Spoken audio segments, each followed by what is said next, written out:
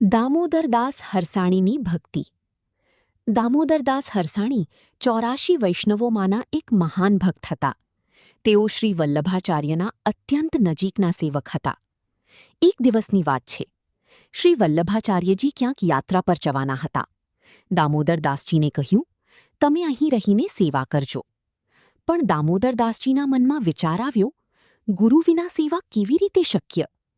તેમને ગુરુ પ્રતિ એટલો પ્રેમ અને સમર્પણ હતો કે તેઓ ગુરુ વગર એક ક્ષણ પણ રહી શકતા નહોતા.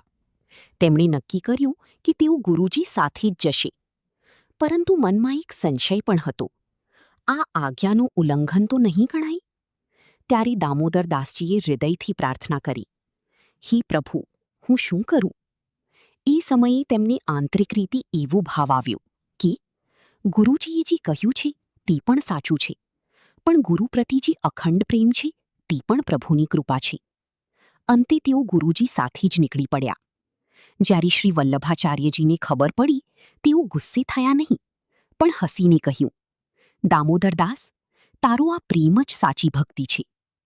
આ વાત પરથી શીખ મળે છે કે સાચી ભક્તિ માત્ર નિયમોમાં નથી, પણ પ્રેમમાં છે. ગુરુ અને ભગવાન પ્રત્યેનો નિષ્કપટ ભાવ સૌથી મોટો છે. જ્યાં શ્રદ્ધા અને સમર્પણ છે, ત્યાં પ્રભુ પોતે પ્રસન્ન થાય છે. સર્વે વૈષ્ણવની જય શ્રી કૃષ્ણ.